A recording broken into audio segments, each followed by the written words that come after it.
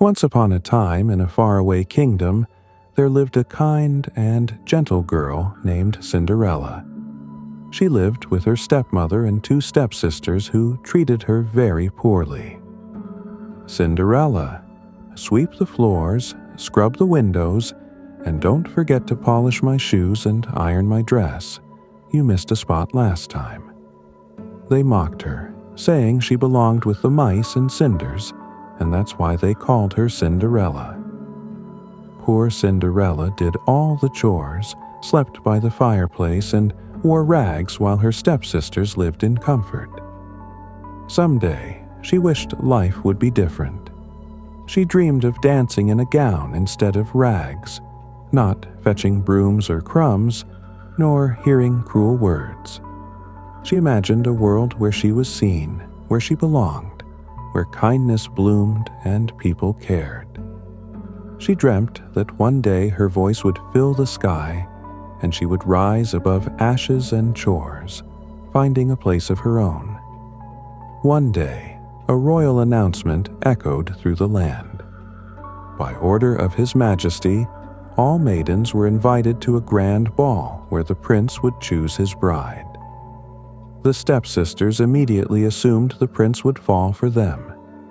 Cinderella was told she could come only if she finished every chore and found something suitable to wear.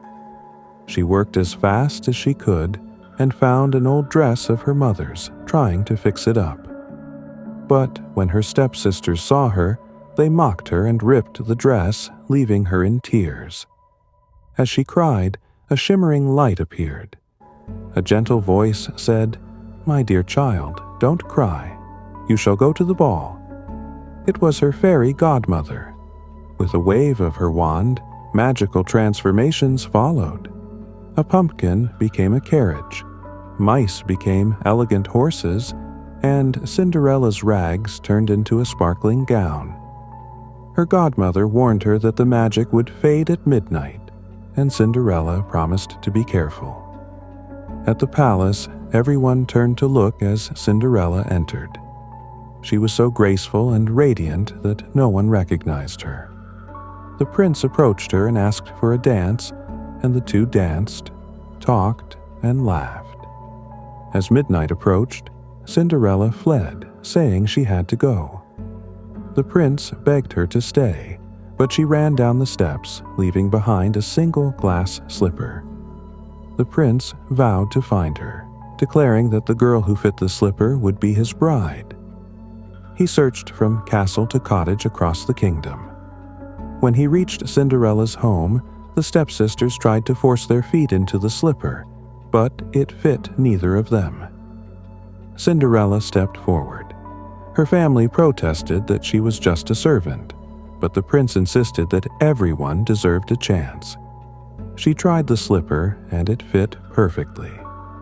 The prince recognized her as his mystery princess, and she revealed it was truly her. Cinderella and the prince were married in a grand celebration. Cinderella, who once whispered her dreams into the night, now stood in light and grace. The prince, who sought someone kind and brave, found her. Together they began a new chapter, hand in hand, their love growing with every step. Cinderella forgave her step-family, but chose a life filled with kindness, love, and joy. And they all lived happily ever after,